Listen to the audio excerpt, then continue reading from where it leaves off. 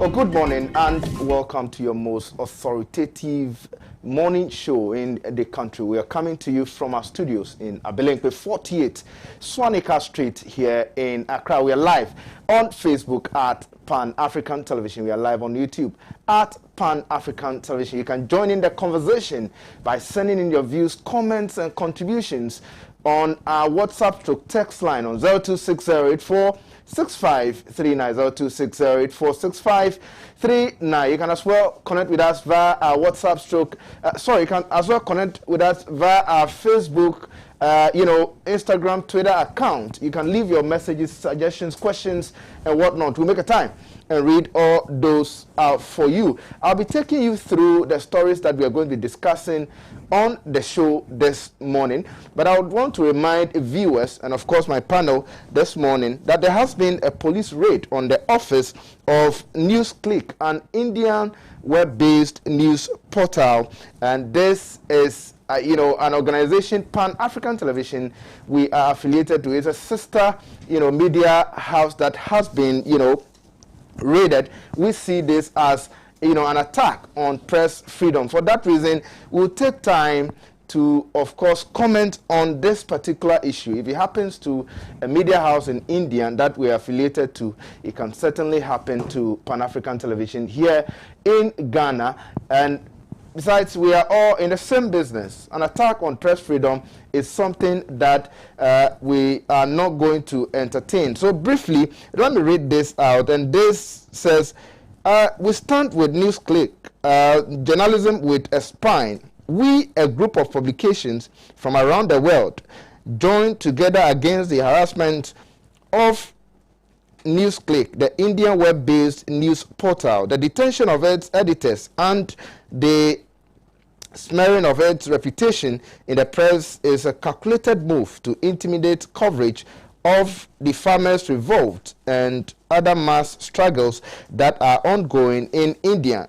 We stand with NewsClick, journalism with a spine, and this one is from Prasad, Chief Correspondent, Global Trotter, Executive Director of Tricontinental Institute for Social Research. There's another person also here, Zoe Alexandra, co-editor, People's Dispatch, Eugene Puya, host, Breakthrough News, Ben Becker, editor-in-chief, Breakthrough News, Geraldo Gamara, co-editor, ALG Medios, Daniela Ramos, co-editor, ALG Medios, Anulio Puzo, coordination, ALG Medios, Monica, news editor, New Frame, Mr. Kwesi Prajina, director, Pan-African Television and managing editor of the Inside newspaper, Vivian Fernandez, international editor, Brazil de facto, Nina Fedles, director of journalism, Brazil de facto, and then there are some media projects, People's Dispatch, ALG Medios, Argentina, Brazil de facto, Brazil, News Frame, South Africa, Breakthrough News, United States of America, Pan-African Television, Ghana, the Insight newspaper, Ghana. So to us, this is an attack on press freedom. And if it happens to a sister station or a sister media house in India, it's a problem for Pan-African Television. For that reason, we'll take time to, of course, discuss this briefly before we move on to the topics of discussion or the topics we are going to be discussing on the show this morning. But before then, let me take you through the topics we are going to be discussing after the comments on, the attack of NewsClick in India. The topics of discussion this morning says, Congo urges calm after latest Ebola case. Daily graphic story on page 5. Nyaho blasts MPP, claims party now in hands of bootlickers and rascals. The Inside newspaper story on page 3. Nyaho blasts NPP, claims party now in hands of bootlickers and rascals. The Inside newspaper story on page 5. Parliament suspended over COVID for 3 weeks. Daily Analyst story on page 3. And cross-border racketeering, 19 foreigners arrested in whole Ghanaian Times. Story on page 16. I've been joined in the studio by Dr. Honorable Dr. Rashid Pelpu, who is a member of parliament for Wa Central. Honorable, good morning. Good morning. Also in the studio is Dr. Abubakar Mazouk, who is a lecturer with University of Applied Management. Doc, good morning. Good morning, sir. We are also expecting Dr. Kweku Mauto, who is a lecturer with the University of Professional Studies here in Accra. As and when he joins us, he'll be part of the discussion. But let me start with you, Dr. Mazouk, on the issue of, the harassment on the office of NewsClick in India, an attack on press freedom. Good morning to the cherished viewers of ours, and special good morning to Yana, to Mianglana, and to Sefu, to Yona. Special good morning to the people of Nantong. And I'm so much grateful to be here. It is unfortunate that we are hearing this news. Unfortunate because at a global level, this becomes an insult to the civilization of the 21st century in relation to the media fraternity. Exactly. An attack on media anywhere is an attack on media everywhere. Exactly. And that is why there's the need for all of us to be concerned. No civilized society can exist in this era without a functional media institution. Of course, this is not to say that media institutions should not be regulated, but the regulation should demonstrate democratic credentials. Those regulations should demonstrate democratic habits, not autocratic habits. I think India is gradually dripping into a state of authoritarianism. And I think it is up to the whole world to rise against this injustice. If you look at the audiovisual Inky fraternity, you will agree with me that this fraternity has a fundamental role to play in global governance, in national governance, in fight against corruption, in economic development, in everything that is conducive for the promotion of the welfare of the people in all civilized societies. And therefore, we should not at all sit unconcerned for such unacceptable things to happen. And I'm commending the Pan-African TV, first of all, for making it a topical issue of discussion, and secondly, for giving us the opportunity to ponder on it, and then thirdly, to also let people know the importance of media in the governance of all nations. Let us all rise. Let the United Nations consider that this should not happen. No matter the crime, this is not to say that that media outlet has the absolute freedom to publish whatever it wants. No, that's not what we are saying. But no matter the crime, the so-called crime or the alleged crime, the issue, the reason for the attack is about nothing. It's just about NewsClick, having extensive coverage of farmers' protest in India. That's all. And then media houses are not prevented or restricted in any way of covering, protest and all of that. I don't see why. Democratic conduct by the media on democratic conduct by the masses. Protest is a civilized means of showing dissent. Protest is a civilized means of calling for redress. And I don't think that protest is violent. It is within the confines of the law, very peaceful. So if a media house covers that protest, that should not call for police raiding. And that is why there is the need for all of us to rise against this authoritarian tendency that may generate into something else. May God forbid. All right, thank you so much for your submission, Dr. Abubakar Mazouk. Let me go to Dr. Rashid Pelpu on this issue. Actually, you need to explain to me what's the relationship between Pan-Africa and that's news portal. That's a sister media house. We are affiliated in one way or the other to that media house in India. And it's called? NewsClick. NewsClick. Yeah. I see. Oh, it's a popular web-based news portal. Oh, okay. I see. Well, first of all, my greetings to Wa Central and its people, the chiefs, the people, Napelpo, the fourth, the chief imam, and the Yarana and the Tendana, and everybody who are listening. Good morning to you, and best wishes to you to take care of yourselves. COVID is real and is devastating lives here. Actually, whether or not there was an affiliation with Pan Africa, is still unacceptable to violate press freedom. Exactly. It is important that we recognize the media as a fourth realm, a fourth estate of the realm, because the media represents the voice of the people. They bring out the issues, they enlighten the people, they keep people abreast with time, and sometimes they query public position holders on behalf of the people. We cannot all go asking Jim Mensah, why are you not going to appear? But the media house will bring us the information the way we want it. Yeah. And we will be very unhappy if media houses are beginning to suffer the pain of attacks by strong-armed governments who think that it is their right to rule anyhow they want.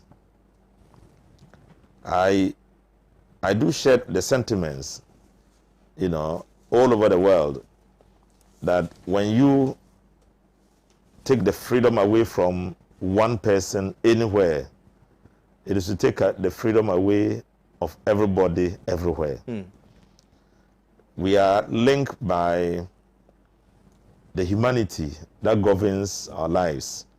And so we cannot tolerate situations where we begin to hurt others and others will look on as if because it is not me, it's enough. It's okay. Yesterday, the minority leader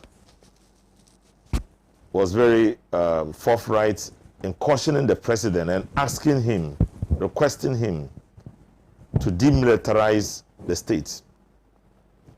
You have the military everywhere now, following civilians, sometimes holding the bags of women and following them in ways that we don't know the military to be. We think that the military is a sacred institution that is given a specific mandate to defend the borders and the sovereignty of Ghana. And so when they are reduced to performing functions that don't reflect their core duty, it's a worry. So importantly, the forces in front of us, the forces at our disposal, must be used properly. You cannot use the police to go and stop a media house from functioning. You cannot use military to go into parliament and stop parliament from performing a function. We have defined institutions and their defined functions. And so it's important that after mentioning all this, we still have to come back home and say we need to make sure back home we are careful how we use the power at our disposal. As president, especially at the presidency, the use of military power, police power, must be to support the growth of democracy, to protect the people, and to ensure peace and security in the country, and not for personal, grandiose, self-satisfying purposes. Yeah. All right, thank you so much. But for viewers to have a fair idea of what we are talking about, I'd want to read the story in detail. The Enforcement Directorate's raid on the office of NewsClick and on the residence of its editors came in the backdrop of sedition charges filed against several veteran journalists whose reporting on the farmers' protest had been critical of the government. Media organizations across India and internationally have denounced the latest attack on press freedom in the country following a raid on the office of NewsClick, a progressive online news portal based in the capital, New Delhi. The raid began at 10 a.m. on February 9 and is still ongoing at the time of this publication. NewsClick has stood out in recent months for its consistent reporting on the ongoing farmers' struggle against the corporate farm laws passed by the far-right BJP-led government in India. The residence of its editor-in-chief, Prasper, editor Pranjal, and human resources head Amit were also raided. According to the media reports, the Enforcement Directorate, the intelligence agency of the Ministry of Finance in charge of dealing with economic fraud, raided the media organization and the residences of its stakeholders in connection with a money laundering case. Dr. Ashok, the president of All India Kisan Sabha, which is one of the major farmers' unions involved in the ongoing struggle, joined the dozens of progressive voices condemning the raid. NewsClick has done excellent objective reporting on the ongoing farmers' struggle and on all just and legitimate people's movement over the last few years, he wrote. This is nothing but the BJP central government attempt to penalize NewsClick for standing firmly with the fighting people. The Indian authorities' response to protests has focused on discrediting peaceful protesters, harassing critics of the government, and prosecuting those reporting on the event, according to Meenakshi Ganguly, the South Asian director at Human Rights Watch. The raid takes place in a moment of increased attacks on critical voices in Indian media. A freelance journalist writing for The Caravan, whose chief editor has been charged with sedition, was arrested on January 30 while he was reporting on the ground from Singhu on Delhi border, where hundreds of thousands of farmers have been camped in protest. Punia reported that he was tortured after being detained by the police. On his release from Tihar jail in Delhi, he published an article about the farmers in prison who showed signs of torture on their bodies. According to the Hindustan Times, Delhi police have filed 44 FIRs and arrested 122 people in connection with the violence at a tractor rally. The story continues, and it's a very long one, but it all, pointed to the fact that there is an attack on press freedom in India. And Doc, you are just joining us. We've been joined in the studio by Dr. Kwame, who is a lecturer with the University of Professional Studies. Doc, good morning. Good morning. How are you doing? By God's grace, we are coping. We thank God. Doc, we are talking about an attack on press freedom in India. A sister station, a sister media organization in India was attacked after it reported on a protest going on in India. I would want to have your take on that before we move to the substantive topics of discussion on the show this morning. All right, thank you, and good morning to your viewers. It's unfortunate when we wake up today and then you hear the press being attacked. I mean, it's something that is always inimical to the development of democracy in every country. Today, if any country decides to choose democracy as a way of governance, then you need to bear in mind that, you see, the media is a wing of governance that really informs and also play the role of, I would say, they are very integral when it comes to development of democracy in any country. And as such, they are always more of a threat to any anti-democratic institution, individuals or parties. That's the truth. And for that matter, you will surely be hearing some of these things. But from where we sit, what we can do is to condemn that act. Yeah. I mean, it's inhumane at this point in time. It's unacceptable. And India has come a long way. I mean, they should have known. I guess, I've not read the story, but I guess it is not a government, sponsored attack. Well, from the story, it is. Yeah, if it is, then I also want to presuppose that either they also didn't use the security apparatus to perpetrate some of these crimes.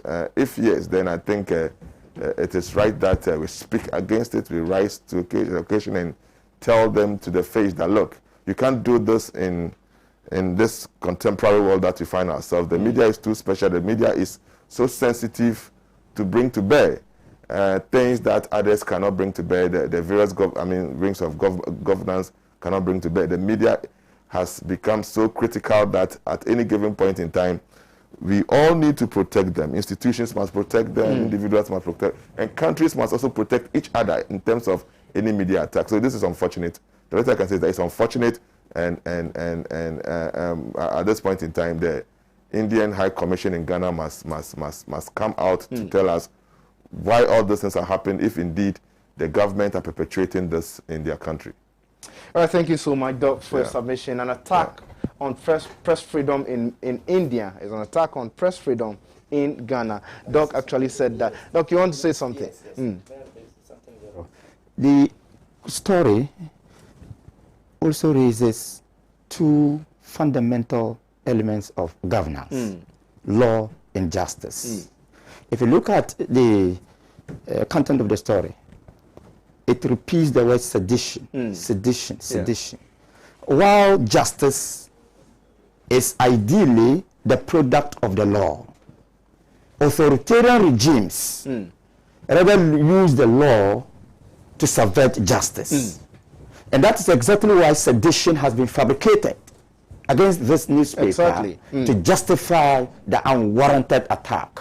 I think that staff, lovers, admirers of democracy must rise against the use of the law by authoritarian regimes to perpetrate their recklessness in the name of protecting the state. Thank you so much, Dr. Mazouk, for your submission. I'm so grateful. Now, let's, deal with the topics we have here. Congo urges calm after latest Ebola case. Story on Daily Graphic, page 5. I'll start with you, Honorable Dr. Rashid Pelpo. Yeah, thank you very much. We know the devastating effects of Ebola. We know how fearsome it has been. We know how much it destroyed the lives of Africans when it became an epidemic.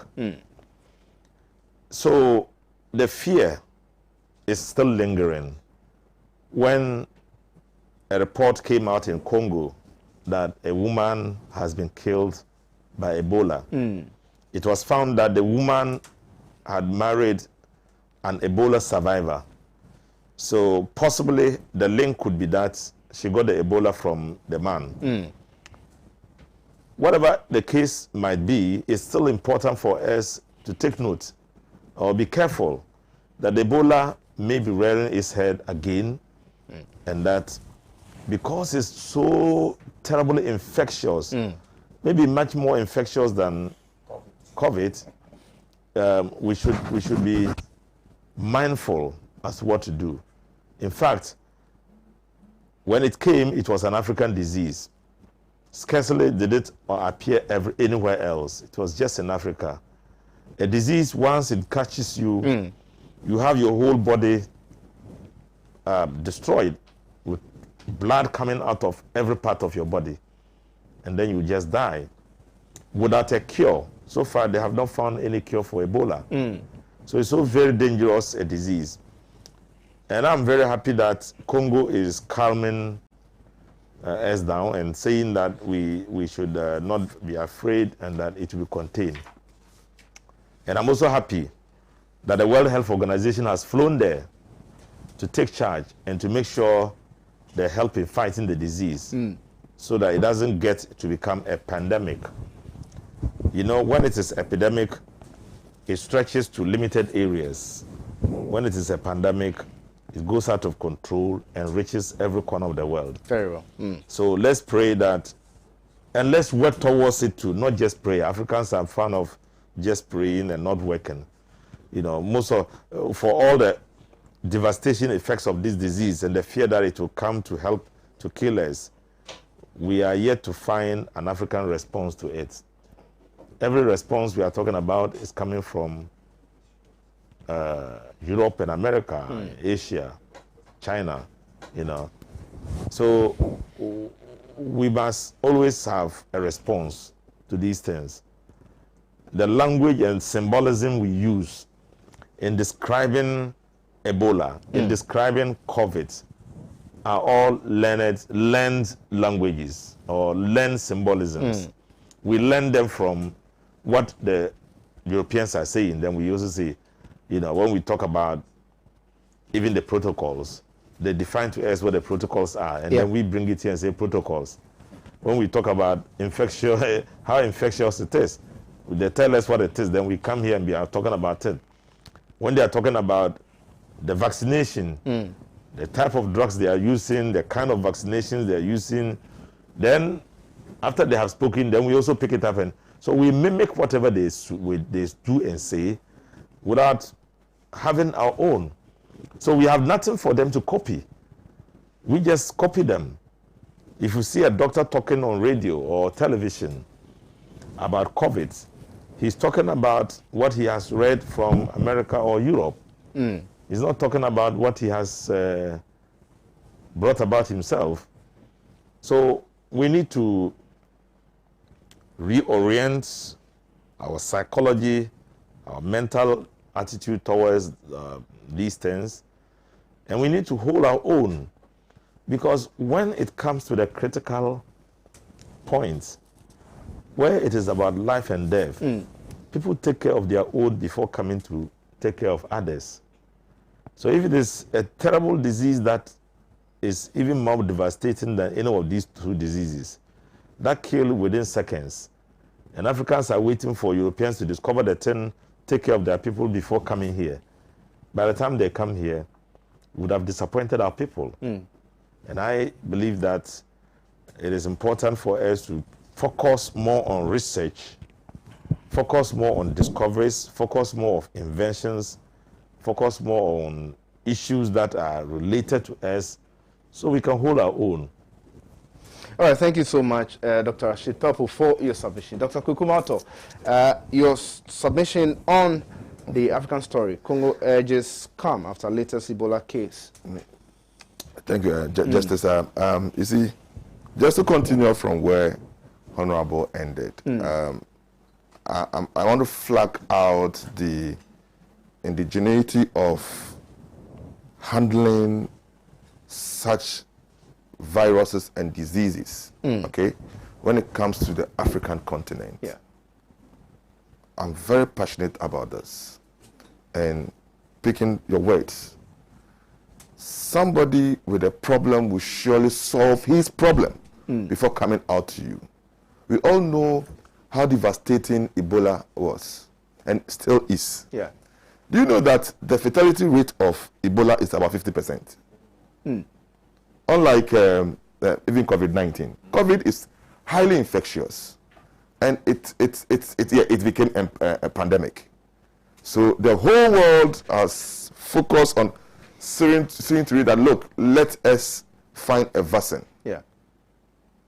Now we have Ebola, which is epidemic, not pandemic. I mean, just related and restricted to Africa. And you think the world will come and help you? No, they will not. They are not just philanthropists. They do not invest in areas that it will not have a direct benefit to their society. This is the time Africa must rise. Look, do we even have experts of medical staff ready to even come out with vaccine to address African-related diseases? Justice, it will interest you to know that, you see, most of the experts used by the West, the East, they use our people. They use our expertise. They use our scientists.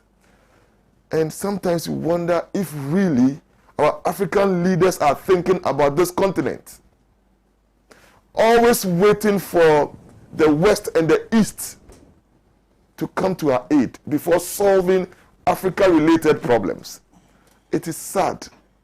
And you know, at the end of the day, we will always lay the blame on the doorsteps of leaders. Justice, our civic responsibility as citizens of this country is to speak the truth and lament over time. How long can we do that? That even malaria, which is an Africa-related disease, Africa-specific disease, that's the truth. We always have to get medication from the West and the East. Why? And we have very qualified doctors around. And what they need, Chairman, you see, when you speak to them, they will tell you, what they need is investment. What they need, we've gotten to the stage where we have all the theories, we are able to train people, but translate our training, our theories, into products. That is the problem. And don't forget that today, in the medical field, they have moved from cure to prevention. Look, if the world wanted to cure COVID-19, they would have cured it. But contemporary medicine has transitioned from cure to prevention. That is why you do everything possible to get vaccination. And we all know what vaccination is. I think the last time we spoke about COVID here, we did mention, agreed, that look, now cis-killer disease is no more a threat to our human existence because there's a vaccination. Between age 0 point, I mean day 1, you are giving birth to, you are protected by a vaccine throughout against this cis-killer disease till you get to a certain stage when the vaccine evaporates in your system. In the same vein, they are doing the same for COVID. Ebola has not been eradicated from Africa. We were just fortunate that, and you see, because you don't have that unity, we were just fortunate that Ebola did not come to this country. If it had, because that one was more infectious. For Ebola, you don't have to speak to me for me to get infected. Even your sweat, when we touch ourselves, was another means of transmission. That shows how dangerous it is. That shows how devastating Ebola was. And it is coming out again. And African leaders, what are we doing? What are we doing to our Agenda 2060? What are we doing with respect to our health-related policies, which are in the books? It is time they rise, our leaders rise, and ensure that we find a vaccine, not just a cure. We have, I mean, the herbalists will tell you that, look, we can cure. And, I mean, you sample them, some of them have cure. But the issue is that we need to prevent the disease, the virus, from emerging once we get vaccines. So for this, it's unfortunate it is raising its head once again in a country that it really devastated its citizenry. I quite remember during the days when Sierra Leone, Liberia were struggling to curtail the dangers associated with this disease, and speak to the leaders, and you could see that we're so handicapped. And it is more dangerous than COVID-19. Chairman. Very, very. Ebola, more dangerous than COVID-19. But how many times did we hear the world talking about it? It is because it is Africa. Solve your problem. If COVID-19 was an African problem, I'm telling you, nobody will be close. They would have only shut their airports to Africa. Exactly. They will never shut their doors to the other countries. Africa would have shut it out. And we all know. People warned their people from visiting the Ebola-affected countries during the period. US did. And that is what we are talking about here. Today, we have the UK strain of COVID-19. COVID-19. How many countries, how many African countries have the gut to say that you have shut the border on UK. But trust me, if it was Ghana, they would have shut the border on us. So it is time for us to know. I'm very happy that Honorable is here. But you see, sometimes it goes beyond Honorable when it comes to Africa. If it's Ghana, then we are fortunate to say, at least there's a lawmaker here. And when he goes to Parliament, he can make all the noise about it. Exactly. I trust Honorable to do that. Yeah. But in Africa, are they listening to us? Once again, this is the relevance of the media. This is the only medium that we can speak our voices to be heard. That look, Africa, you need a specialized medical unit of experts to manufacture vaccines. Don't just assemble them to write articles, to just publish in globally recognized journals. But we need the African solution to cure our disease and virus. All right, thank you so much, Doc, for your submission. Let me come to Dr. Mazouk. Thank you once again for the opportunity. I want to tailor my submission on the three-dimensional structure. Okay. Problem, factors, and solution. First of all, we are dealing with the problem, and that is Ebola. We all agree that Ebola is a monster. In fact, it's even more monstrous than any of the epidemics or pandemics that the world has witnessed. But we all agree that it is purely an African disease. And that is why there is the need for all of us to consider the structure of humanity. Yes, humanity has a biological structure and socio-political structure. If you consider the biological structure, we have humanity as the entire family. We have races. Under humanity, we have race, various races. Under races, we have tribes. Under tribes, we have families. That is the biological structure of humanity. Then when you come to the socio-political structure, you have the whole world, you have continents, you have states, you have communities under the states, and then you have homes. My argument here is to demonstrate how common all of us are, but how different we are in terms of our biological and socio-political characteristics. We are different. And therefore, if there is an issue, we have two responsibilities to consider the issue. One, to consider it as a global one.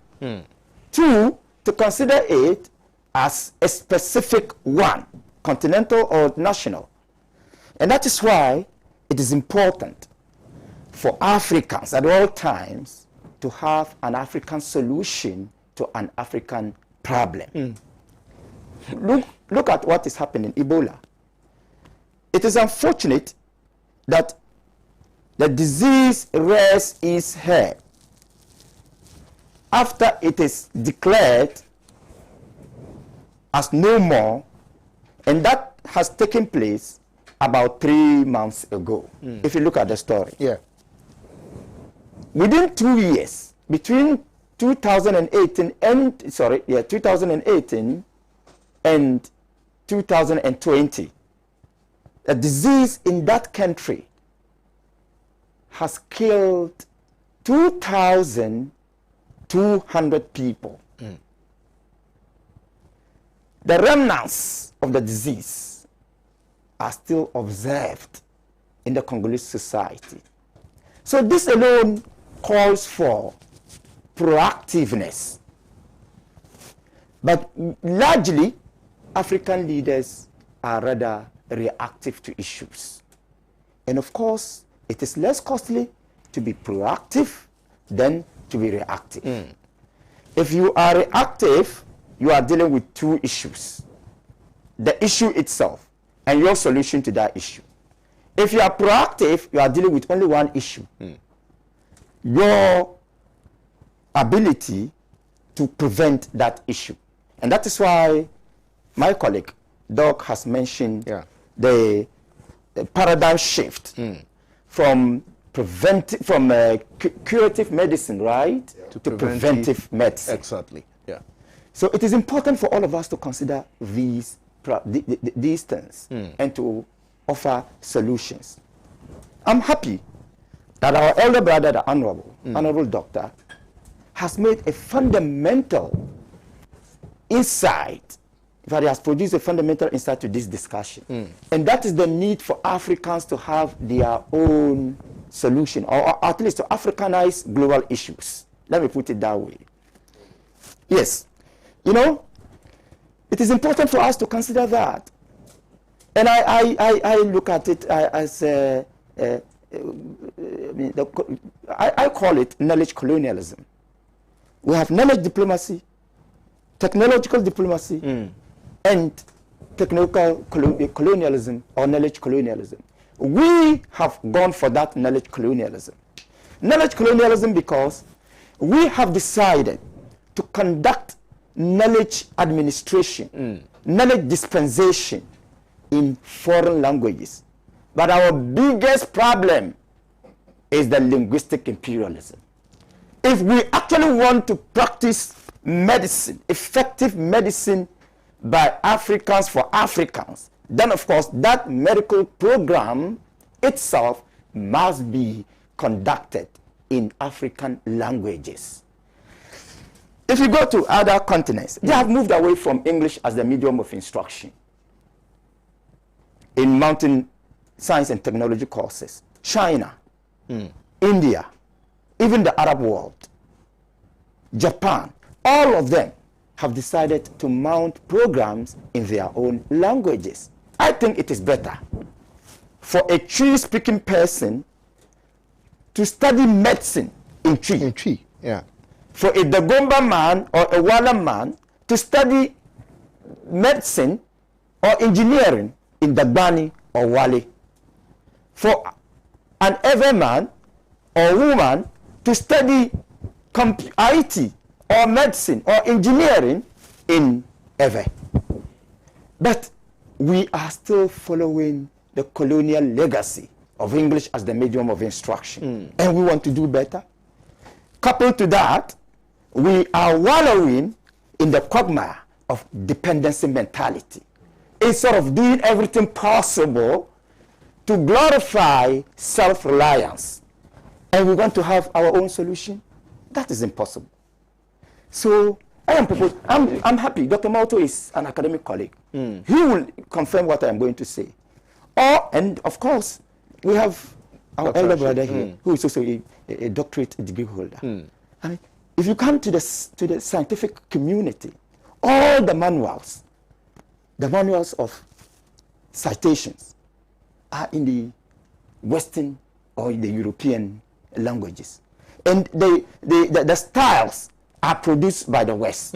We have the Chicago Manual, we have the MLA, we have the APA, American Psychological Association, Modern Language Association, the Chicago Manual. All these things are manuals of scientific publication produced by the West. And I can tell you that all universities in Africa that want to be recognized must follow one or two of these manuals.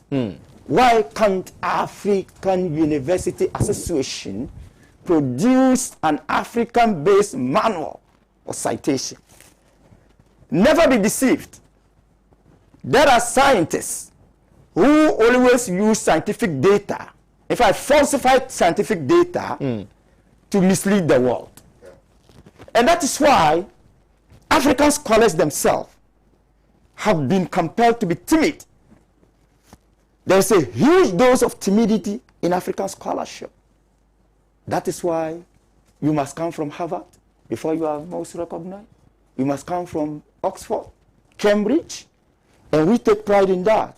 I have presented a number of academic papers at Cambridge, with all humility. I've presented a number of academic papers at Oxford University, and I'm proud about that. I'm very proud. And any other academic colleague of mine will be proud about that. Why can't we glorify ours, make ours effective. You know why? It is because of the leadership bankruptcy on the continent of Africa. Okay. And for that reason, if we want to cure all these problems, one, we must tackle the leadership bankruptcy. Two, we must overhaul our educational system, which in fact, with all humility, I describe as a tribute to unemployment. Our educational system in Ghana here is a tribute to unemployment. You can't have polytechnics or technical universities running soft courses. A technical university that is expected by its mandate and by its scientific model should be running technology courses. You have technical universities running marketing, accounting, and you want to grow? That is unfortunate. So we must tackle the educational system. Again, the youth of Africa must be ready to be proud of the continent. And when we are able to do all these things, we will have African solutions. Are we not proud of the African continent? problems. We are not. We are largely not. If we are, then you and I should make sure that our legal system is conducted in an African manner. You have a legal system that glorifies colonial legacy, a legal system that recommends that lawyers and judges must dress in a certain way, characteristic of the Western civilization. You have an academic system that is heavily reliant on Western civilization. You have a scientific community that is cowed into the submission proposed by the Western world. So how proud are we about Africa? We are not. Yeah. So it is up to all of us to understand that it is a holistic issue, and therefore it demands a holistic solution. And that holistic solution should be entirely African. Thank you.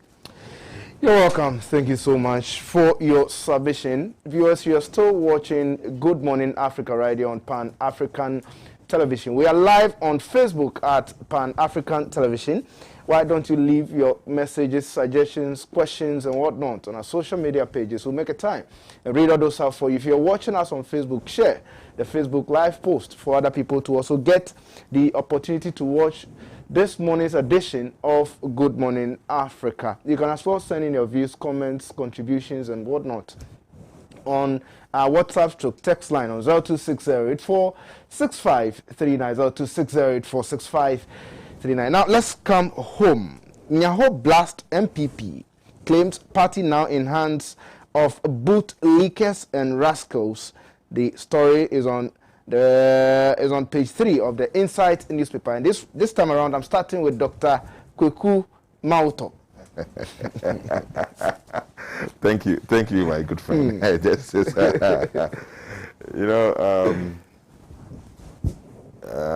Our senior Nyaho Tamaklo, I call him Senior Nyaho Tamaklo. Yeah, we know he has a trait. And a similar trait in other parties as well.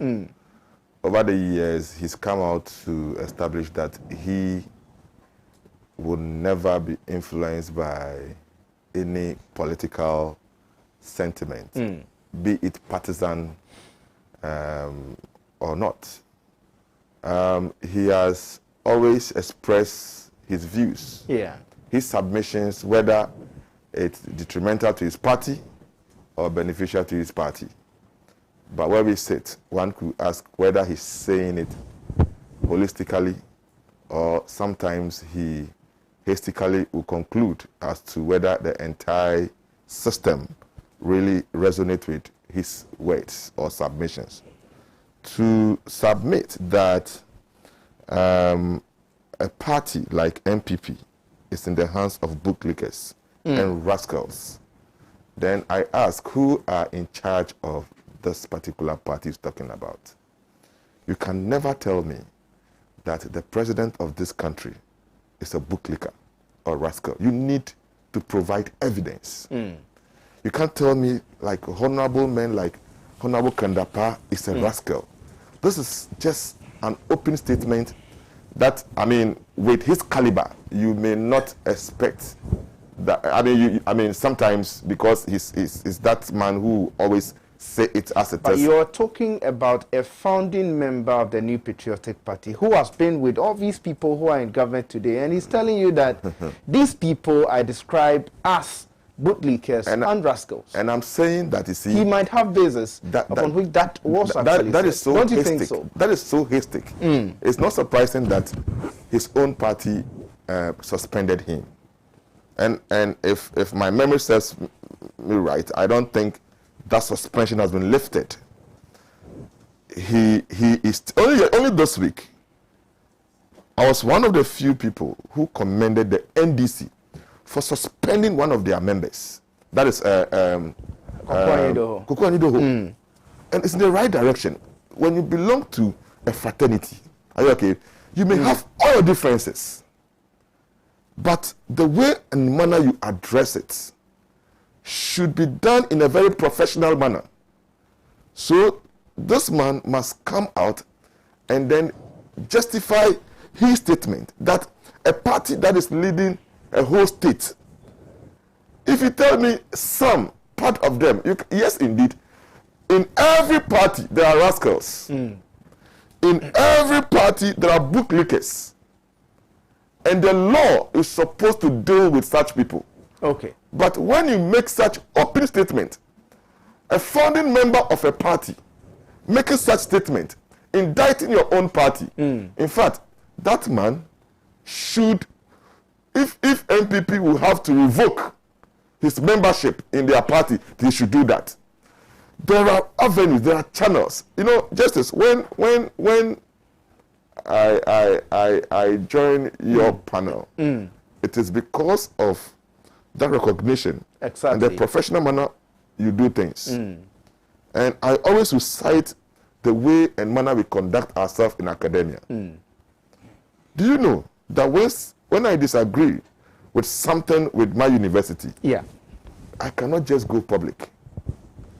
And even the day we came here, the first day of reopening, when there was this long queue, I'm not the one responsible to speak on that. Exactly.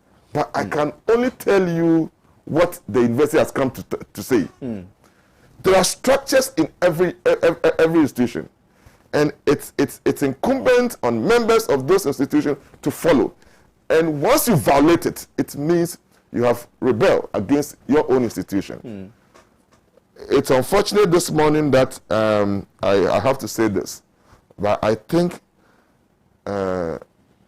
J.A10-02-21 must come to terms with the fact that, you see, you need to follow the system or just walk out of the system and say whatever you have to say. And even if you have to say what you say, you have to be circumspect in the words that you use. What has he done to various institutions he's heading? My sweetest club, the best club in the whole world, Accra House of Folk. In fact, it pains me that we have all those people on the board. By now, it should be telling us that Accra House of Folk is doing well because I'm on their board. Sacking coaches every now and then with this attitude.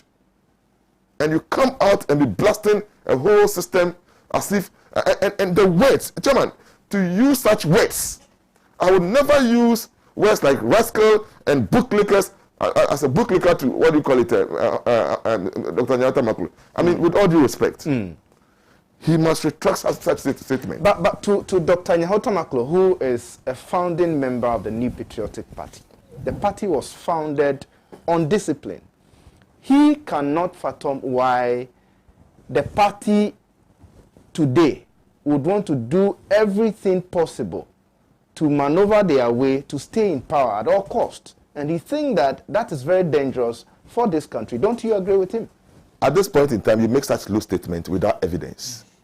You see, let me tell you, Honorable, I read a lot. I read a lot about political parties. The NDC was formed on the principle of probity, accountability, and social justice. Honorable, Are you telling me that there are no booklickers in your midst? There are. We need to. There are some rascals in every party. At this point in time, we need to, and you expect people like J.A10-02-21 to tackle the issue. Mention names that this particular person has committed this crime, and for that matter, the law must deal with the person. In as much as you are a founding member, doesn't give you that audacity to be labeling your own party with such words.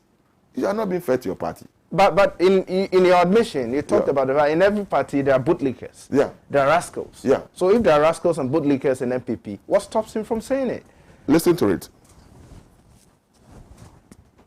J.A10-02-21 claims party now in hands of bootlickers and rascals. Then I ask, who are the bootlickers and the rascals? He should come out. He cannot just be making such open statements. I will not be happy if even an NDC man makes the same statement. I will not be happy. Were you happy or unhappy when former President J. John Rawlings, of blessed memory, was lambasting his own party and using similar words on his party members and all of that? He mentioned names. He mentioned names. In some cases, he mentioned names. You know, he also spoke his heart out. Some of them I knew, Honorable is here, the party was not comfortable with it. Because it does not promote that party sustainability. It called for some hard-working NDC activists to consolidate the party when their former, the former president made such statements.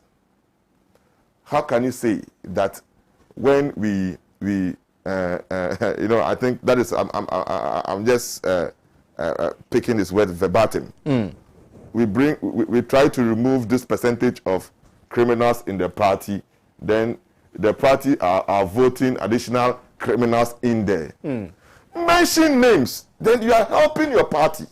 And you see, you as a founder, you have all the right and the avenues to have addressed the issue internally. Was it done?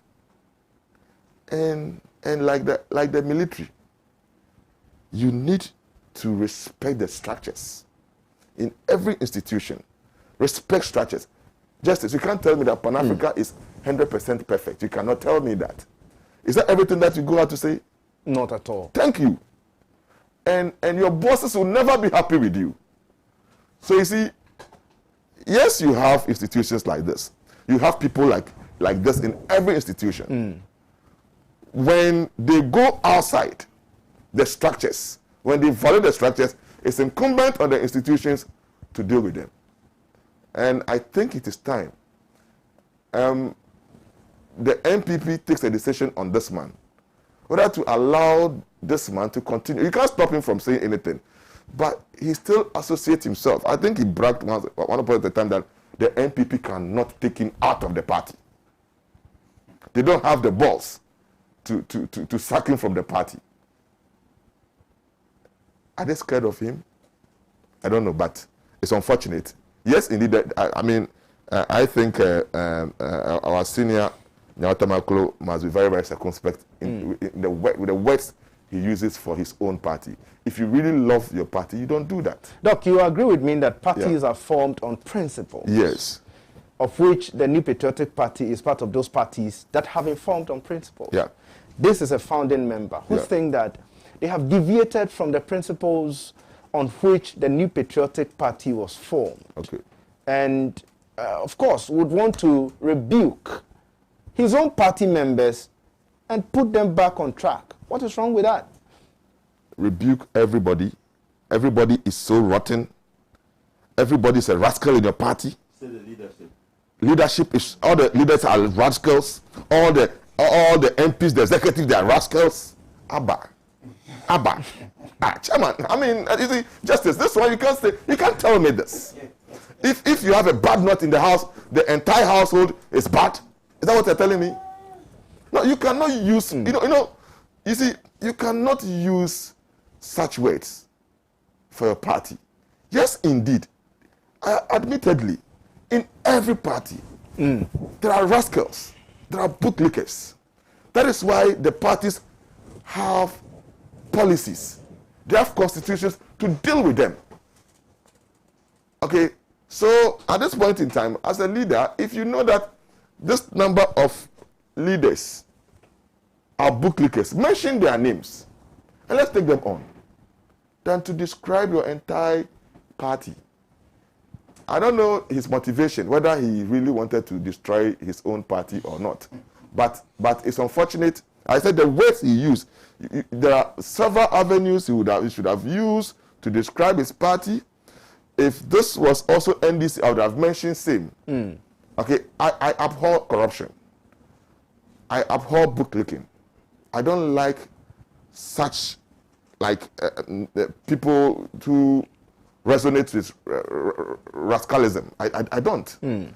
But the truth is that as a senior citizen of a party, you do not subject your party to such ridicule. All right, this is what Dr. J.A10-02-21 has said, and I think that let me read and then quote him verbatim.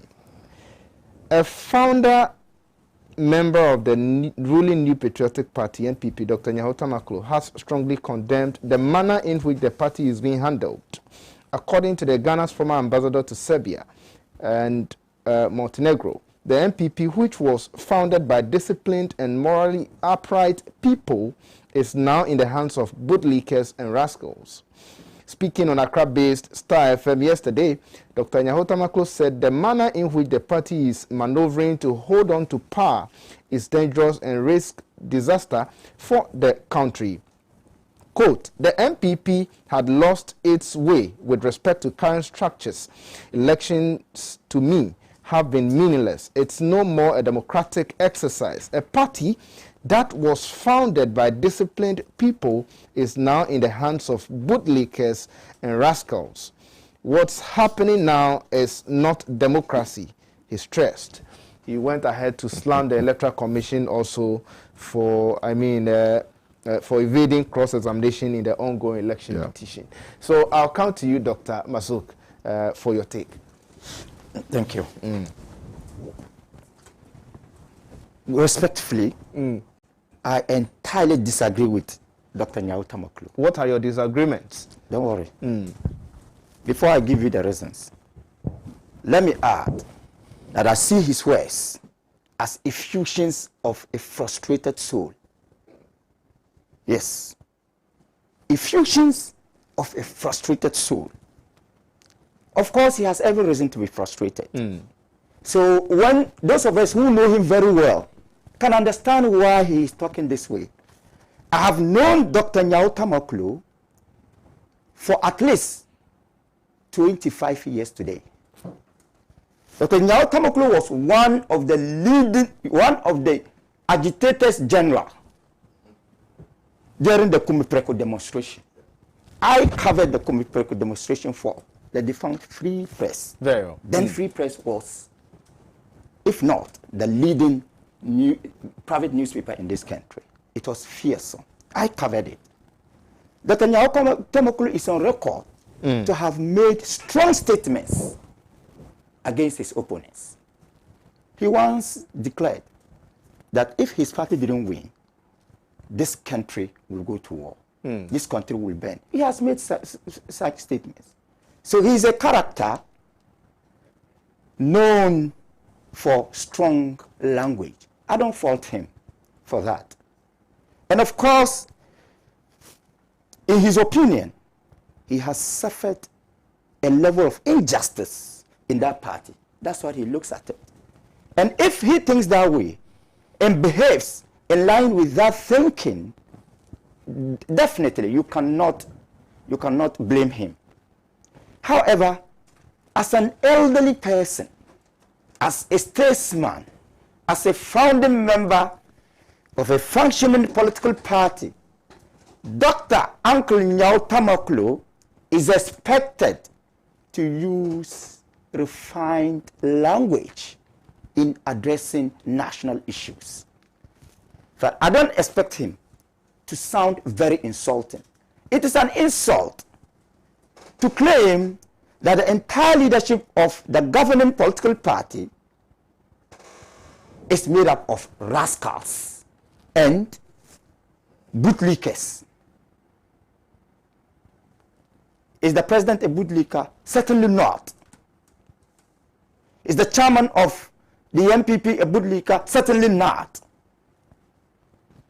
Are the members of parliament belonging to the party bootlickers? Certainly not. Are the appointees bootlickers? Certainly not. Are you speaking for all these people? I'm speaking my mind. I'm not speaking for them. I'm speaking my mind. J.A10 didn't speak for NDC. He spoke his mind. I'm speaking my mind. I am saying that I do not see them as bootlickers. If you see them as bootlickers... No, I was just about to ask you, how are you able to tell if amongst all those persons you mentioned to you, they are not bootlickers? They are not bootlickers. Well, I have no evidence to establish that they are bootlickers. And remember, Pan-Africa is a responsible medium. Exactly. Yes. I don't speak here when I don't have evidence. And I think if I begin speaking this way, you should be prepared to sack me here if you still want to be responsible. So I don't have evidence that they are bootlickers. If you have evidence, go to court and establish that they are bootlickers. I don't have any problem with that. Dr. J.A10, as I've told you how some of us can understand him. There's no way you can also conclude that he has not suffered an amount of injustice. That is left to him. If he feels that the party has been unfair to him, one, he can seek redress from the party structures. Two, he can go to court.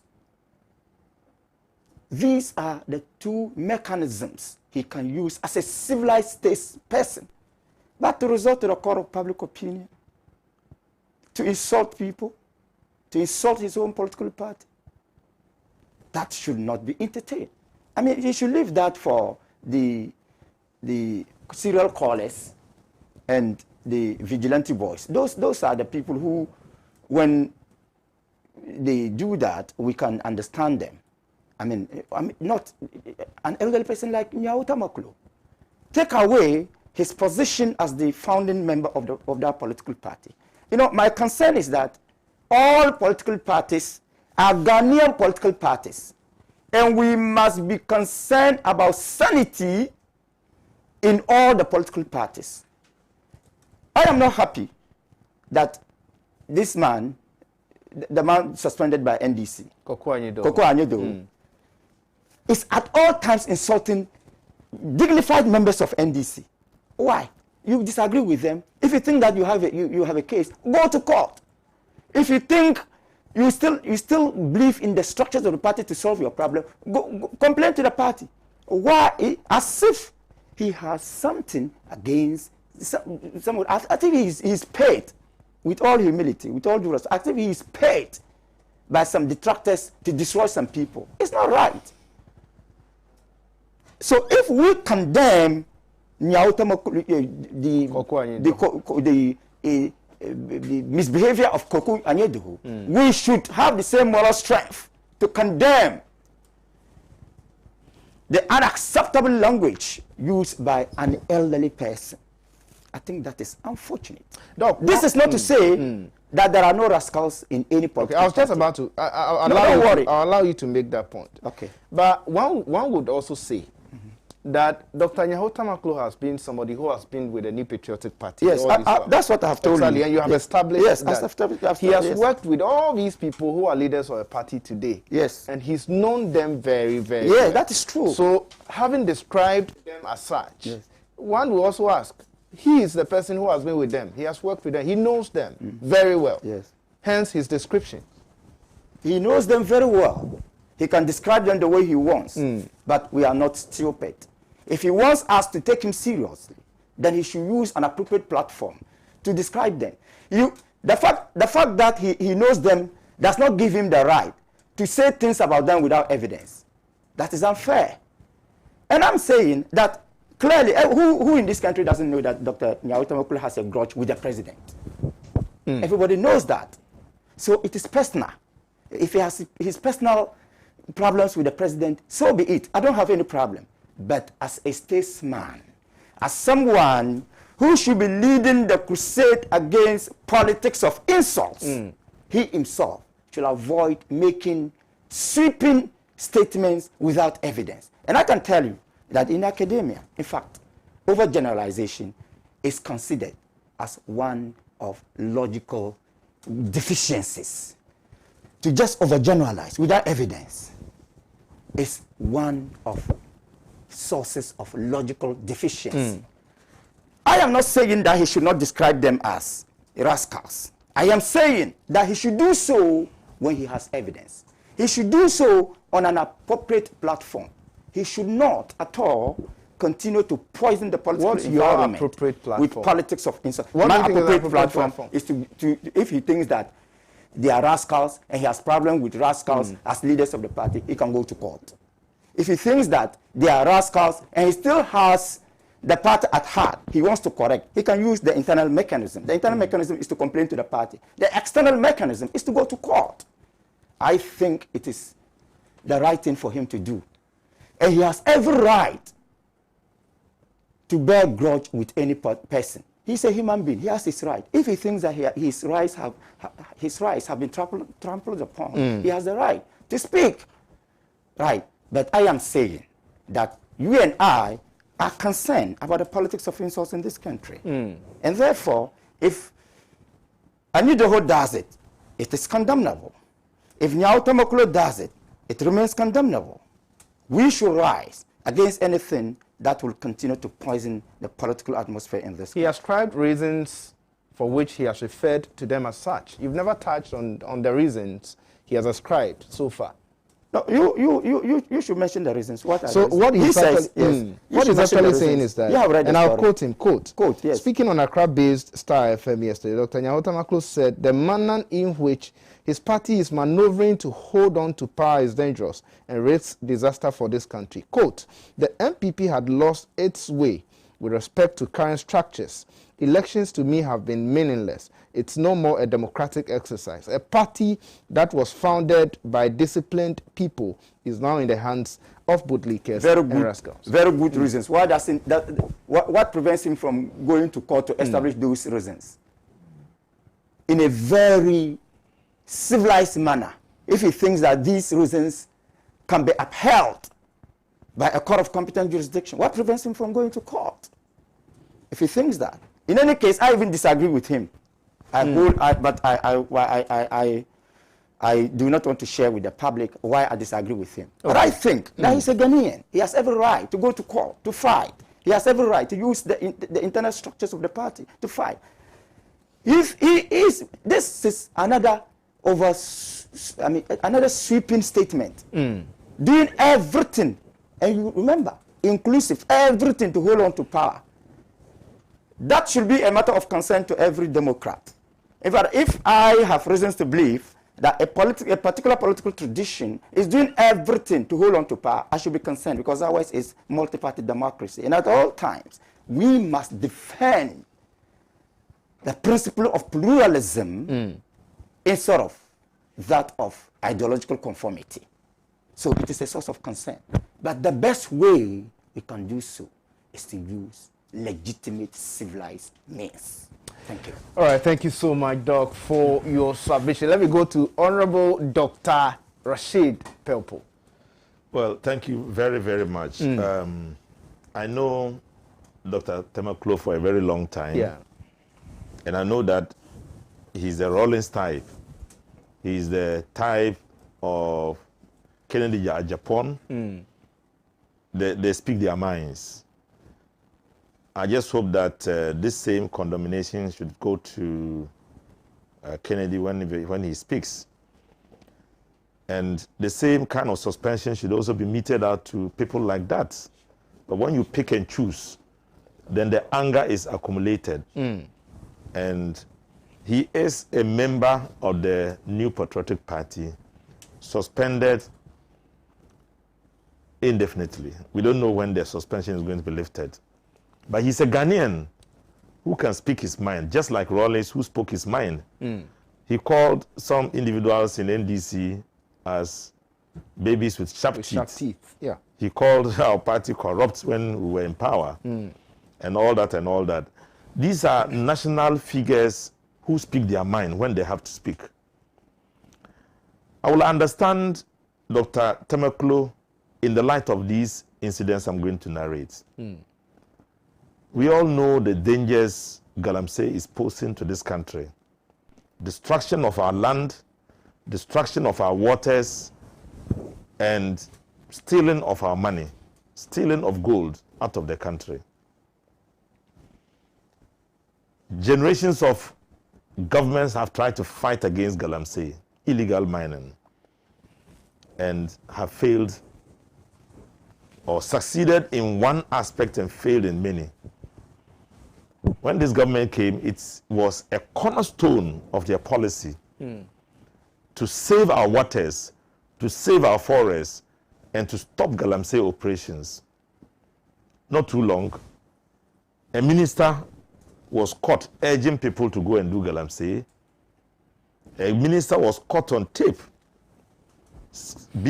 compromising his office as a result. He had never been dismissed or suspended or even criticized by the president or anybody.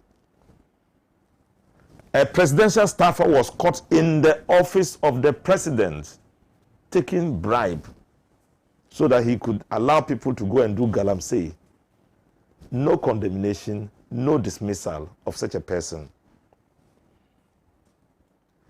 Excavators, which were seized by Galamsey operators, seized by Galamsey, seized by governments, found their way into private hands, stolen by government itself.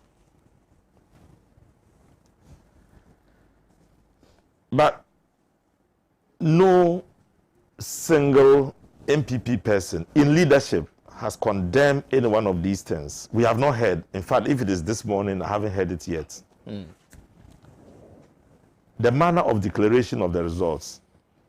This is the first time since since independence and since the 1992 dispensation that the results of a presidential elections were declared 6 times. The leadership of the MPP is happy with it. Nobody in that party has condemned it. To the contrary, they are supporting it. They have taken lawyers to go and defend the situation, and they are happy with it. Not too long ago, before the elections, a tape popped up in which the president himself was caught taking money from an individual. And the person who released the tape said they were going to bribe the president so that he would allow one person, Mr. Abbas, to work, to still remain in the Ministry of Roads and heading the Urban Roads department of it. We heard about the tape long ago, but we saw it physically. We saw the bribe-taking incident. We thought that would have convinced Ghanaians that this was not a government you could have trust in. It didn't convince many people. They still voted for them.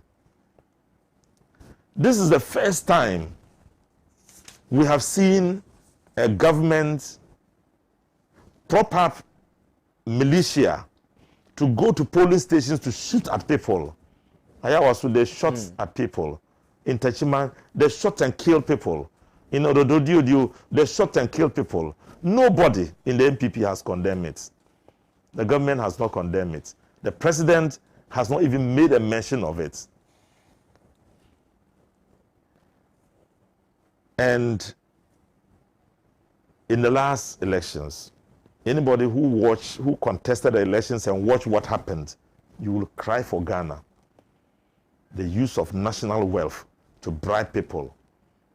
Individuals who had no connection with government at all, who were given so much wealth to go distributing, to go giving people, to buy tricycles, to buy hair making machines, to buy sewing machines, and then distributing. Are you talking about what happened in your constituency? Everywhere else, not in my constituency, it's everywhere else. You saw how money was just sent to people from MBSSI in the name of HIPIC support, but directly to MPP people. Depletion of national wealth. My brother, if Nyahu prepares a person like Nyahu, who is closer to his grave than when he was born to date, sees all these things, it is legitimate for him to talk about it, to condemn it, and to categorize about it. Because if nobody condemns any of these things that I've mentioned, these are only a few. Nobody is condemning them. Nobody sees it to be anything bad. It's normal to declare elections 6 times, to steal an election.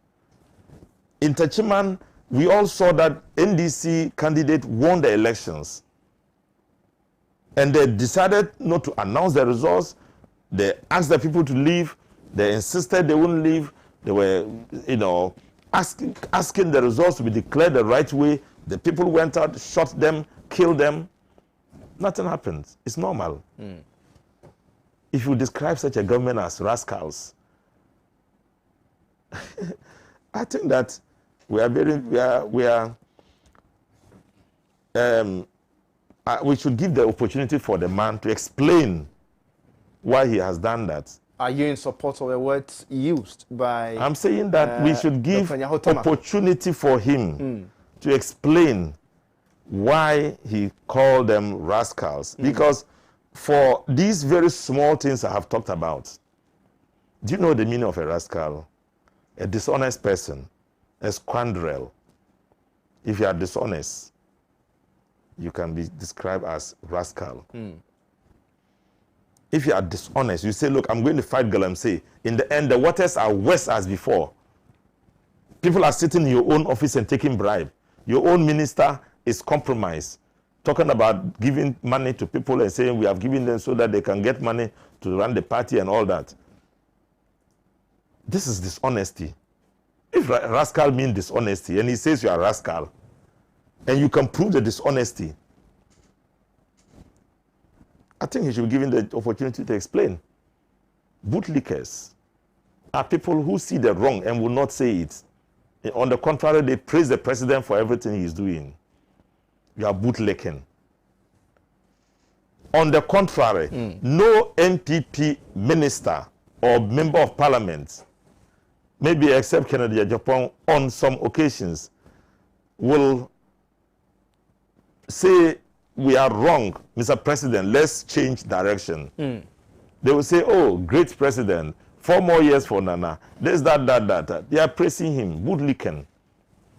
The bootlicking is becoming too much in this country. We must have people who have balls, leaders who have balls, who should be able to say no, and who should be able to criticize. Across all political parties. When you were in government, but I'm saying we must have leaders. I didn't say MPP. Can you listen to me? Knowing that there were a lot of things that were not going well. Can you listen to me? I'm listening. When that happened, I praised President Jerry John Rawlings, for condemning it and calling us corrupt when he thought that we were. Were you and corrupt I said at that the time? When he said was saying it. You could ask him. That's why I'm saying, let's give opportunity. But you praised him. Since you praised him, then it means that you supported No. You supported his correction. Listen to what I'm saying. You praised him for being able to speak his mind. Okay, all right. Not because what he's saying is right. Okay. If you're able to speak your mind despite the dangers, you are a person who can lead this country. And I'm encouraging us all, politicians, to stand up and be able to speak when things are going wrong, to our thinking. So I don't subscribe to situations where you condemn people at the face value of it. If he's given the opportunity, my brother, you said people are rascal. What is the meaning of it? Okay. Why do you say that? He will explain. You said they are bootlickers. What does it mean? He will explain. And I'm sure he would go beyond what the issues I'm raising here. And so he is a statesman who wants to work for his country, who worked for his party, who deliberately has been sidelined by the same people, have given no reason for it, lifted the ban on some people. At least Japan's ban is lifted. Japan's ban is lifted. Afoko is still banned. What's his name? Tamakulu is still banned. What is this kind of partial attitude towards state, matters of state? You look at some people and say, oh, this guy, let's leave him there. This guy, let's leave. Okay, but this one, let's lift him. Let's lift the ban on him. What are the reasons? And you think that he will just follow them like that and not express his frustration? I think we shouldn't condemn him. All right, thank you so much, Doc, for your submission. Now let's deal with this final topic before we go. Though we have two more topics, but let's see if we can deal with this before we go. And I'll start with you, Dr. Mazouk. Parliament suspended over COVID for 3 weeks. Parliament has shut down over COVID. Yesterday we are told that some 151, staff in Parliament have tested positive for COVID-19. And I think that was the more reason why the Speaker decided that they are closing for 3 weeks. They are shutting down for 3 weeks before they go back. That's legitimate. That is good for the House, because the lives of parliamentarians should be of concern to every Ghanaian. We need them to make good laws. We need them to contribute to the governance of this country. We need them to enhance the quality of democratic dispensation in this country. And if, in the wisdom of the parliamentary leadership, the shutdown for 3 weeks is the best for them, then why not? So it is a good idea. We should all praise the parliamentary leadership. Okay. And beyond that, I will advise, they are our uncles and brothers and sisters and aunties. I will advise that the shutdown should regulate them even when they are home. The protocols must still be observed. They should do everything possible to live in a way that would not give oxygen to the spread of COVID. So I think it is a good idea, and it is up to all Ghanaians to support that move. A rise in honor of Parliament. I thank them for that.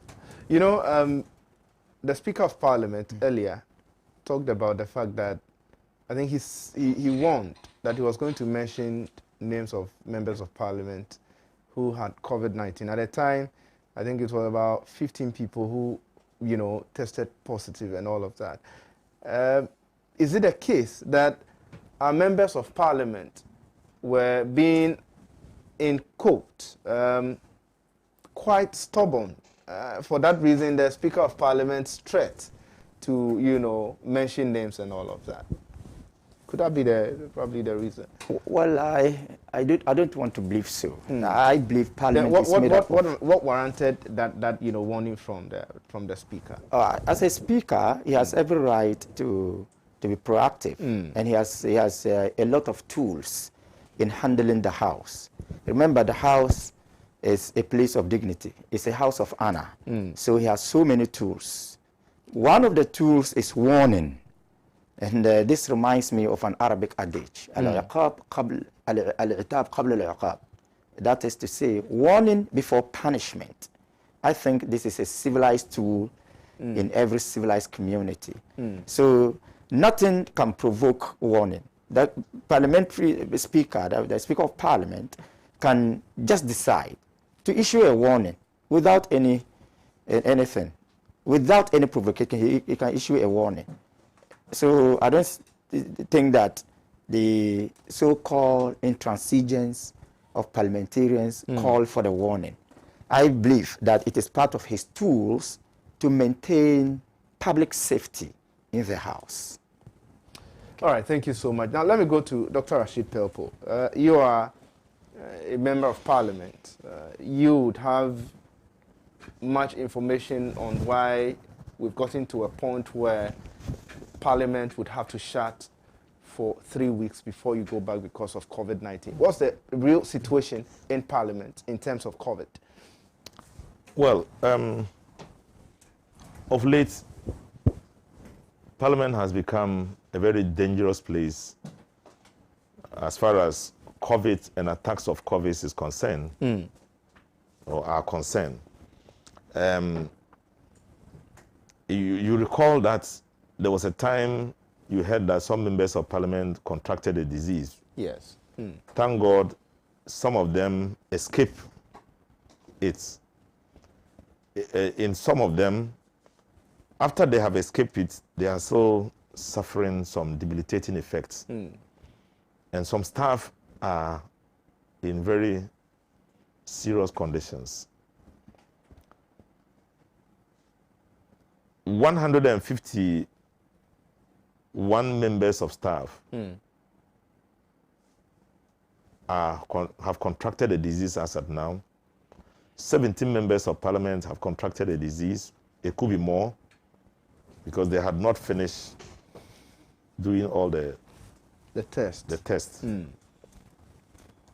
so it means that when you enter any office, it could be a potential dangerous place where COVID exists and you can catch it. If you come to the chamber, we work with people, we work with the staff. So the chamber can also be a place that you could contract the disease. So if in the midst of all this, and we know the danger in contracting COVID, the possibility that you lose your life is very, very clear in the wake of what is happening around the world and what is happening in Ghana. Yeah. So members of parliament are people the nation has invested so much in. To conduct one election, it costs so much. Movement of people, materials, individuals spending money, state spending money, and all that. And they represent a whole people. So the least you can do for them is not to allow them to come to places where they can catch the disease. You may not be able to do much more, but just to caution them that don't do anything that can help the spread of the disease. And the best the speaker can do is to suspend parliament because the dangers are so glaring and the effects are very much in the open for us to see. So it is a logical thing the speaker has done to say that, look, I'm suspending parliament for a while, 3 weeks, during which there will be a fumigation of the place. They will clean up the place and disinfect the place. And the members, whilst at home, will also be able to make sure they do private checks of themselves. And by the time they are coming back to parliament, we know that the environment is free of COVID and you yourself would have also been free of it. And then we can start doing government business again. So that's actually the reason for the suspension. But critical committees are going to go on working. Committees such as the appointment committee will keep on working. And another possibility was that the standing orders committee may also continue to work because we are developing a new standing orders which would now define how parliament is going to be run. And if you don't have it, it will be difficult to constitute the committees and to be able to function well. So these critical committees may continue to work. We are told vetting starts today. Is a vetting committee sitting? Yeah, the appointment committee. Whilst the speaker has suspended. No, but I'm explaining to you that it's not. Some committees. Parliament has been suspended, but committees, some critical committees can work. The critical committees of which the vetting committee is also part. And Yeah, they'll be we call it today. appointments committee. Okay, the appointments committee. All Yes. right. Okay, all right. Yeah. Thank you. And the speaker was very clear about that. Okay, all right. Thank you so much, Doc, for your submission on that. But some time ago, the speaker, served a warning that he was going to mention names of members of parliament who contracted the virus. True or false? It's true. What warranted that warning? First of all, he was encouraging all of us to go and do the check, so you know your status. Yeah. The suspicion was that some people, names were given to him of people who contracted the disease, but they still came to Parliament. The reason being that there was no communication between the people who do the check and the people, and then those who got the disease. So they didn't know and came to Parliament. So he warned them that you have to know your status and come. I mean, before you decide to come to Parliament to infect others. Yeah. Okay, thank you so much for that clarification. Now, let me come to you, Dr. Mauto. Thank you, Justice. Is it Kweku Mensa or Mensa Kweku Mensa. Kweku Mensa. A Wednesday born. Oh, okay. The third son. I see. And then, Yeah. But it's your father who is an Ewe. My father is an Ewe. And the man? Yeah, and also Ewe. Oh, okay. I thought that was from Accra here. No. Because you grew up in Accra, Newtown. Accra, Newtown. Born and bred in Accra, Newtown, Yeah. I share the Mensa with you. Yeah, I'm also Mensa. Okay, all right. So, okay. When is the third born? Third born, yes. But the gentle Mensa. All right. I think, Justice, you pardon my language for this, but I want to lay the blame on the doorsteps of leadership of Parliament for what is happening. Okay. I'll blame them for this. Why are you blaming them? You see, we sat here and pointed fingers at the MPP and NDC during their electioneering period. Okay. They moved on with the same indiscipline. Now, I'll be a little bit subjective now. Okay. Some of them did not regard the protocols. They moved on to the chambers with the same attitude. We're lamenting over the period. Honorable knows. That evening, the dissolution of Parliament, that evening, I sat from 8 on a sister station. Yeah. From 10 to 8:30 in the morning, 10 p.m. to 8:30, and witnessed the entire process. Because I told myself, this Parliament was a novel. It has never happened in the history of this country before. So I was so particular with the 8th Parliament of the 4th Republic. So I sat throughout. And when I witnessed the posture of some MPs, not all of them, I didn't cite our respected MP seated here. They did not have any recognition for the protocols. No social distancing. Pushing others. Speaking, going closer. Others sitting on others. Knowing very well that everybody was watching. Your children were watching. Your constituents were watching. But there was blatant disregard for the COVID-19. But they wore masks. They wore masks. But you see, masks alone is not sufficient. Exactly. Even today we are told that we should be looking at how to protect our eyes. Because the new strain is highly infectious when it comes to the eyes. Yeah. It's been revealed that most people are getting it through the eyes now. Yes. Oh no, yesterday. Yeah, it's true. Yeah, so I'm thinking about getting a Google to wear it now. Yes, indeed, because now you have to do everything possible to protect yourself. That is the truth. I want to lay the blame on leadership of Parliament. So you see, they move from the political grounds to the chambers with the same attitude. When Ghanaians were lamenting, when they were urging other government agencies to observe the protocols, when companies were working with a hybrid system, today, my university, some people are working from home. Banks are working from home. Now, Parliament, I want to agree with Honorable. I'm not a type who normally will come out to say that the entitlement of parliamentarians should not be looked at. I will, at any given point in time, defend them. Because, you see, they are one of the most crucial arms of government. And the caliber of people they meet in a day exposes them to not only COVID-19 virus, but several. That is why we need tight security in Parliament. The same applies to what? This pandemic. That by now, even before now, we would have had measures put in place. Why do we get here at this point in time to close one of the critical and most important and sensitive arms of governance for 3 weeks? Yes, indeed, some committees will be working, but it's unfortunate. We should have gotten here. I can say that there was no plan put in place.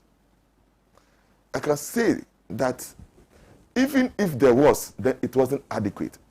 For you to have an institution like Parliament recording over 100 positive cases. So far, yes, indeed, there are investors around. How many numbers have we recorded so far? We are recording, but not as many as Parliament. Yeah. It tells you there's something wrong. When other institutions were looking at how to even ration the numbers in there, I thought by now Parliament would have even mentioned that, yes, indeed, let's have some of our sessions virtually so that we'll minimize the contact. But this were not done. So for where I sit, I lay the blame on leadership of Parliament. For that, we have to lay it. Now, I wouldn't like to talk so much about this, but Honorable, I think some of the new entrants must be spoken to. Yeah. I am highly disappointed in some of them. What happened? You learn from the experienced one. And you see, what happened on the day of dissolution? You hear Honorable Haruna, Honorable Muntaka talking to the young ones, urging them to exercise calm. Some of you came for the first time to the chambers, and you don't listen to your leaders. Now there was this story that over the weekend they went for orientation and they were dancing. The pictures are out. Yeah. Even though you see, it tells you that the mask alone is not protective enough. Okay, but social distance is also one of the protocols you have to observe. This MPs were dancing closer, some holding themselves. We saw it. In fact, one of the unfortunate ones was that I saw one of my students who is now an MP in one of the northern regions. One of them dancing with the lady, holding the lady. It's unfortunate, but we have to say it. Very well.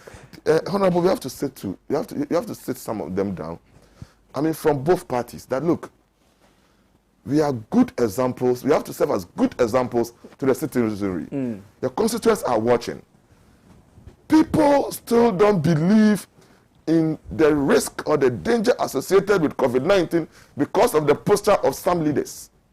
Let's admit it. Let our leaders come out to tell our people, look, this virus is real. Else, you see, it's unfortunate, but we have to say it, that if we have over 17 members of Parliament contracting this virus and over 151 staff members. Staff members. I don't think they really regarded the risk associated with the COVID-19. They have to sit up.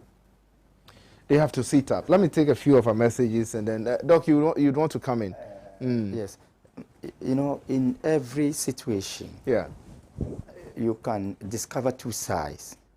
In as much as we have every reason to blame a section of the parliament, or as Doctor has put it, the leadership, right? We should also be fair to the House. There is a way we can also commend the House. Okay. For instance, if we are hearing the increasing number of infections among the parliamentarians because of the rigorous testing. You mentioned the schools. How many schools are even testing? How many institutions are testing?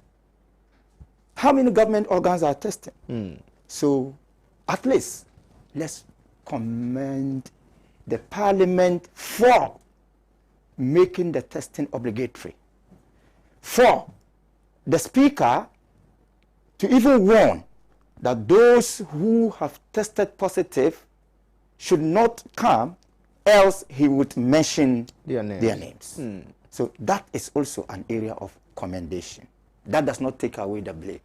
The blame stands, the commendation also. I think I support All right. this. This was a very decisive moment. Yes. When the Speaker decided that all members of Parliament Yes. check, all staff should check, and he made sure he brought the equipment and gave a limited period of time for everybody to check. Yes. And if you didn't check, he was going to mention your name and ask you not to come to Parliament, not to go to your office, and make sure you don't come near anywhere close to your business, the business of Parliament. Yeah. Exemplary So I leadership. think it was a very decisive moment. I hope your website will report the commendation by the panel, Most definitely, we'll the do so. panelists. We'll do so. That's going. Of That's the going to be speaker done. for Yeah. his unique, because few organizations have done that. Exactly. I don't think any organization has done that. It's good. All right, thank you. Let me take a few of our messages and wrap up because our time is up. This one says, it's a hero who sees injustice and talk about it no matter the consequences. Sadat Mashoud sent in that one. Thank you. Senior Justice, Honorable Rashid Pelpo have carried a day for good analysis on Dr. Nyahotamako's comments. All right, thank you so much. Konko E. Ziema sent in that one. Thank you so much for your message. I love Dr. Rashid's presentation, especially his explanation of the words rascal and bootlicker. That's exactly what MPP is. I don't get you. Well, you were responding to somebody. Rascals and bootlickers, that's exactly what the MPP are. Okay, thank you so much for your message. Edwardanin says, I'm MPP man, but for once, I support Honorable Former Minister from NDC. I think it's about time we condemn things that will kill our country. Both NDC and MPP supporters should desist.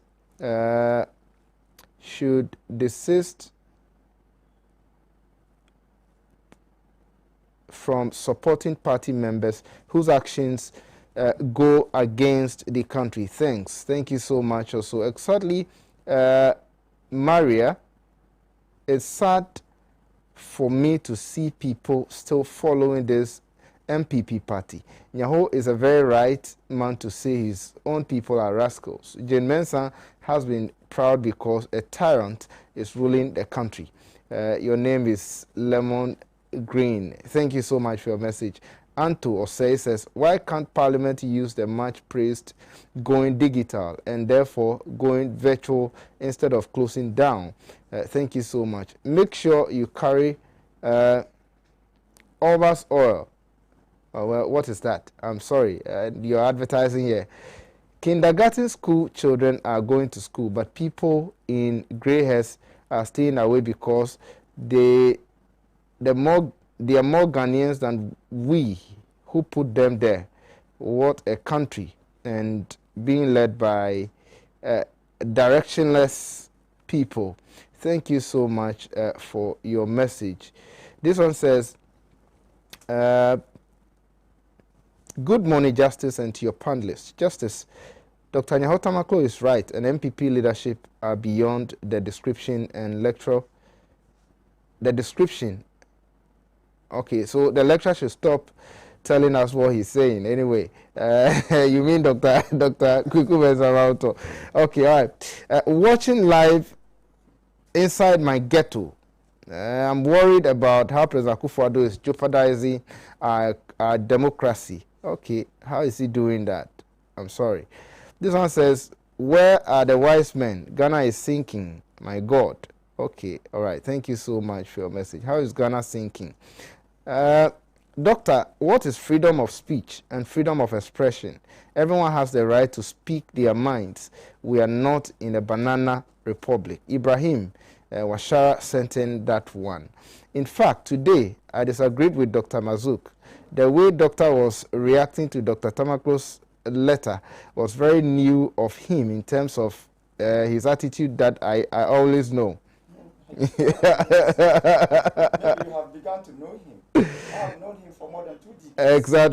Exactly. And he has sent a lengthy one. He says he was reacting to it with anger. The reason why Dr. Tamaklo called them rascals and bootlickers is because of their discharged. Okay, it's because they are changed in behavior. Examples are 1, Honorable Carlos Ainkra's snatching ballot papers in Ghana's parliament. Number 2, Honorable Kennedy Japon's born in 2019. Number 3, the Japan deal. Number 4, Honorable Howard Kumsin's shooting incident at the registration center as a minister. Number 5, Ayawaso West Wugon by election violence, and His Excellency Nana Dankwa Akufo-Addo's white paper saga, only to mention few. With the above mentioned incidences, which all occurred within the regime of His Excellency President Nana Dankwa Akufo-Addo, who used to be called champion of human rights and a known Democrat, I hope Doctor would understand me. I do understand you because I condemn all these. Exactly. But these cannot constitute the reason for calling an entire political party leadership rascals and bootlickers. Well, this is our time we're last on the program. I'm so grateful. Dr. Mazouk, thank you so much for coming. Honorable Dr. Rashid Telpo, we are so grateful for your time. My very, very good friend, Dr. Kwame Samauto. I'm so grateful for your time. I'm so grateful. Thank you all so much for coming. This is our time we're last on the program. Make a time with us. Same time tomorrow. I sat in for my brother Kwame, Owusu Danso, who is not feeling too well, but we pray and hope that he joins us, God willing, tomorrow to take over from me. He is a regular host of this particular program. Thank you all so much for watching. We are so grateful. Goodbye.